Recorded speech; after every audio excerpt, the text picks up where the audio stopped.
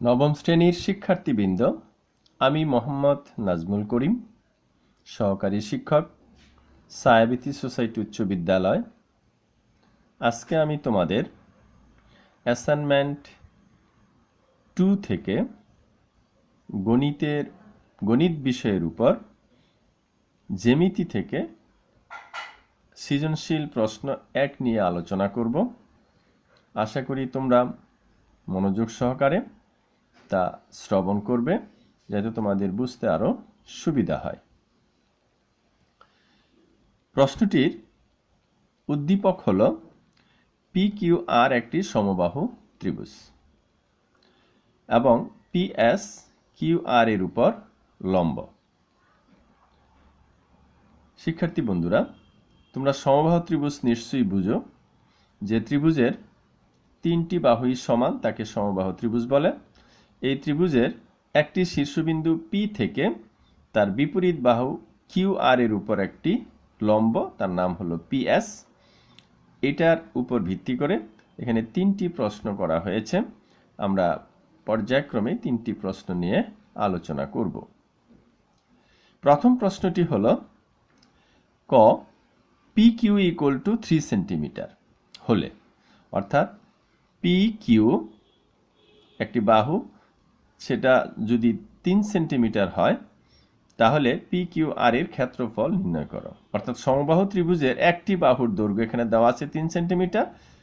তার মানে হলো আমরা সবটি বাহুর দৈর্ঘ্যই জানি। তাহলে এই ত্রিভুজটির, অর্থাৎ এই সমবাহু ত্রিভুজ PQR এর ক্ষেত্রফল নির্ণয় করতে বলা হয়েছে। খতে বলা হয়েছে প্রমাণ করো যে PQ plus PR greater than 2PS, অর্থাৎ সমবাহু ত্রিভুজের যে কোনো দুটি বাহুর যোগফল এক বাহুর শীর্ষবিন্দু থেকে তার বিপরীত বাহুর উপর অঙ্কিত লম্বের দ্বিগুণের চেয়ে বৃহত্তর। এটা আমাদের প্রমাণ করতে বলছে। গতে এসে বলা হয়েছে যে 4PS² = 3PR²। PS² এর 4 গুণ হলো PR² এর 3 গুণ। এটা আমাদের প্রমাণ করতে বলা হয়েছে। শিক্ষার্থী বন্ধুরা, আমরা এখন পর্যায়ক্রমে ক থেকে শুরু করব প্রমাণের বিষয়টা। কতে বলা হয়েছিল যে PQ একটি সমবাহু ত্রিভুজ, তার একটি বাহুর দৈর্ঘ্য দেওয়া আছে 3 সেন্টিমিটার, তাহলে তার ক্ষেত্রফল নির্ণয় করতে বলা হয়েছে। আমরা এখানে PQR এই সমবাহু ত্রিভুজটি অঙ্কন করেছি এবং একটি বাহুর দৈর্ঘ্য 3 সেন্টিমিটার দেখিয়েছি। এখন এই PQR ত্রিভুজের ক্ষেত্রফল নির্ণয় করব। তোমরা নিশ্চয়ই জানো যে সমবাহু ত্রিভুজের ক্ষেত্রে তার ক্ষেত্রফল নির্ণয় করার একটি সূত্র আছে। সেই সূত্রটি হলো √3/4a²। √3/4a²। এখানে এ দ্বারা সমবাহু ত্রিভুজের একটি বাহুকে প্রকাশ করা হয়েছে। একটি বাহুকে প্রকাশ করা হয়েছে। এই সূত্রের মাধ্যমে আমরা এই সমবাহু ত্রিভুজের ক্ষেত্রফল নির্ণয় করতে পারব। তাহলে আমরা নিয়ম অনুসারে আসি যে চিত্রে PQR একটি সমবাহু ত্রিভুজ। এই যে চিত্রটা অঙ্কন করা হলো তার মধ্যে PQR এটা একটা সমবাহু ত্রিভুজ। দেওয়া আছে PQ = 3 সেন্টিমিটার। PQ = 3 সেন্টিমিটার, তার মানে প্রত্যেকটা বাহুই 3 সেন্টিমিটার। অর্থাৎ তাহলে আমরা লিখতে পারি PQ = QR = RP বা PR = A। ধরে নিলাম A = 3 সেন্টিমিটার। যেহেতু ত্রিভুজ PQR একটি সমবাহু ত্রিভুজ, এই শর্তের উপর ভিত্তি করে আমরা এটা লিখতে পারি। আমরা জানি সমবাহু ত্রিভুজের ক্ষেত্রফল √3/4a² বর্গ একক। এই সূত্রটা আমরা জানি। এখন এই √3 তো 4ই, এর মান দেওয়া আছে এখানে 3 সেন্টিমিটার। অতএব এর জায়গায় 3 সেন্টিমিটার বসিয়ে ক্যালকুলেশন করলে যা হয় সেটাই হবে ত্রিভুজ PQR এর ক্ষেত্রফল, অর্থাৎ সমবাহু ত্রিভুজ PQR এর ক্ষেত্রফল। অতএব সমবাহু ত্রিভুজ PQR এর ক্ষেত্রফল √3/4 ইন্টু এর মান হলো 3, এর উপর স্কয়ার, 3 এর উপর স্কয়ার, বর্গ একক। এখানে অবশ্য বর্গ একক আর লেখা যাবে না, এখানে লিখতে হবে বর্গ সেন্টিমিটার। অতএব এটা গুণ করলে 3 3 9, 9√3/4 বর্গ সেন্টিমিটার। এটাই হলো আমাদের আনসার। অর্থাৎ সমবাহু ত্রিভুজ PQR যার একটি বাহুর দৈর্ঘ্য 3 সেন্টিমিটার, তার ক্ষেত্রফল হলো 9√3/4 বর্গ সেন্টিমিটার। আশা করি তোমরা বিষয়টা বুঝতে পেরেছ। এবার আমরা আসব খ নং প্রশ্নের উত্তর প্রমাণ করতে। খ নম্বর প্রশ্নে আমাদের বলা হয়েছিল, প্রমাণ করো যে, আমি প্রশ্নটা আবার তোমাদের সামনে উপস্থাপন করছি, প্রমাণ করো যে PQ plus PR greater than 2PS। PQ plus PR greater than 2PS। দেখো আমরা একটা চিত্র অঙ্কন করেছি এখানে। PQR একটা সমবাহু ত্রিভুজ। এই ত্রিভুজের শীর্ষবিন্দু P থেকে QR এর উপর এক PS লম্ব অঙ্কন করেছি। এখন এই লম্বটাকে অর্থাৎ PS-টাকে T পর্যন্ত এমনভাবে বর্ধিত করা হলো যেন PS আর ST সমান হয়। অর্থাৎ PS এর সমান করে T পর্যন্ত PS-টাকে বর্ধিত করা হলো। তার মানে SP আর ST পরস্পর সমান এবং RT আমরা যোগ করে দিলাম। তাহলে এখানে নতুন আরেকটা ত্রিভুজ হলো, সেটা হলো RST। RST এটা হলো RST একটা ত্রিভুজ। যাই হোক, আমরা এই চিত্রের মাধ্যমে আমাদের যে প্রমাণ করতে বলা হয়েছে সেটা আমরা প্রমাণ করব। PQ plus PR greater than 2PS, এই জিনিসটা আমরা প্রমাণ করব। তাহলে আমরা কিভাবে লিখব? বিশেষ নির্বাচন দেওয়া আছে PQ একটি সমবাহু ত্রিভুজ। PQR একটি সমবাহু ত্রিভুজ যেটা আমরা অঙ্কন করেছি, এবং PS লম্ব QR। PS লম্ব QR। PS লম্ব QR। প্রমাণ করতে হবে যে PQ plus PR greater than 2PS। 2PS এটা আমরা প্রমাণ করব। অঙ্কন PS কে T পর্যন্ত এমনভাবে বর্ধিত করি যেন PS ST হয়। PS ST হয়। T আর যোগ করি, T এবং R যোগ করি। নিশ্চয়ই তোমরা বুঝতে পেরেছ। এবার আমরা প্রমাণ করব। প্রমাণে দেখো 1 নাম্বার দিয়ে আমরা ধাপ 1 এভাবে যদি লিখি, তাহলে আমরা লিখতে পারি ত্রিভুজ PQS। দেখো ত্রিভুজ, চিত্রের দিকে একটু খেয়াল করো। ত্রিভুজ PQS এবং ত্রিভুজ TSR, এই ত্রিভুজটা যেটা আমরা অঙ্কন করে বানালাম, আর আগে যেটা ত্রিভুজ PQS এবং TSR, এই ত্রিভুজ দুটার মধ্যে আমরা কি কি জিনিস সমান পাই?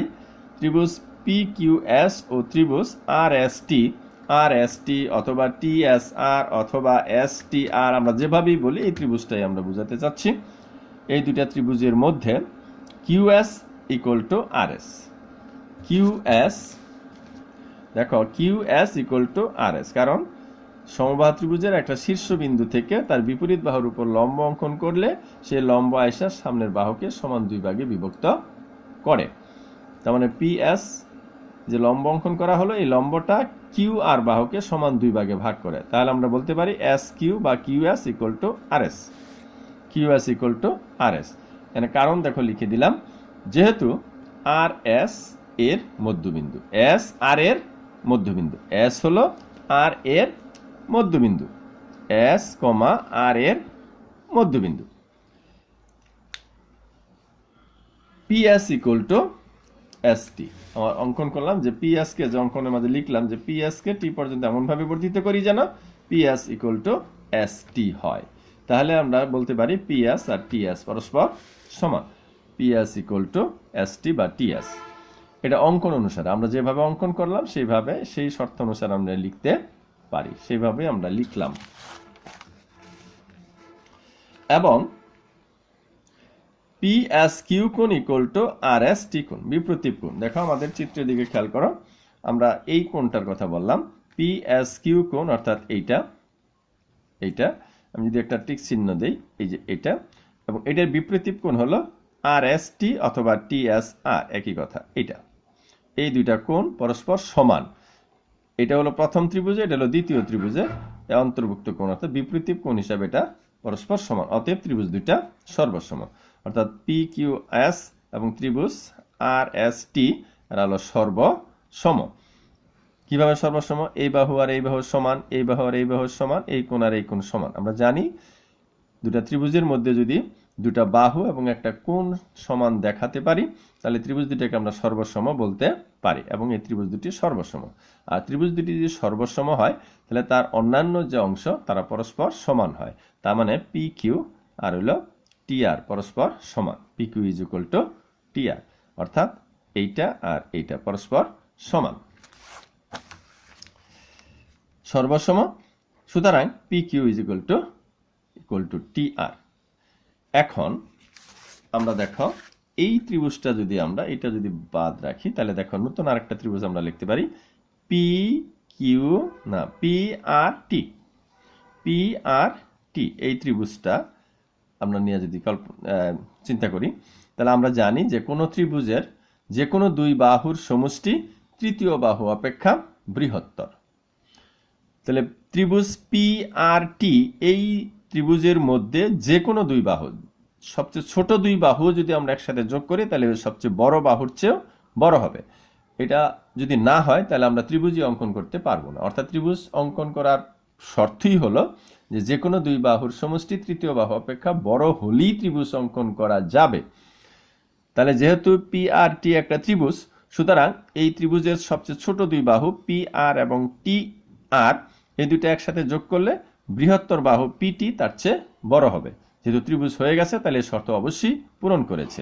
সেই সুবাদে আমরা বলতে পারি যে ত্রিভুজ পি আর টি এর মধ্যে পি আর যোগ R T greater than P T, P T. এখন এই দুই ত্রিভুজের পি আর দেখো আমরা কিভাবে প্রমাণ করেছি, এর মধ্যে পি আর যোগ টি আর গ্রেটার দেন পিটি। এখন এই পি আর প্লাস টি আর, এই টি আর দেখো টি আর হলো পি কিউ এর সমান, তাহলে এই পি আর আমরা ঠিক রেখেছি, আর টি আর এর পরিবর্তে আমরা পি কিউ বসিয়েছি। গ্রেটার দেন ঠিক রইল। পিটি কে আমরা দুই ভাগে ভাগ করেছি, P S plus S T. দেখো এখানে পি এস আর এস টি পরস্পর সমান ছিল, আমরা পিটি কে দুই ভাগে ভাগ করছি, একটা হলো পি এস আর একটা হলো টি এস, এবং এই দুইটা হলো পরস্পর সমান। তাহলে P S plus S T বা টি এস, বাম দিকে সবই ঠিক আছে। এই পি এস প্লাস এই এস টি আর পি এস পরস্পর সমান, এই জন্য আমরা এস টি এর পরিবর্তে লিখলাম পি এস, যাতে করে আমরা দুইটা একরকম হলে আমরা যোগ করতে পারি। অতএব পি এস আর যোগ P S equal to 2ps, আর এদিকে আছে P Q plus P R, একই জিনিস, অর্থাৎ P Q plus P R greater than 2ps। প্রমাণিত। এটাই আমাদেরকে প্রমাণ করতে বলা হয়েছে। শিক্ষার্থী বন্ধুরা, এবার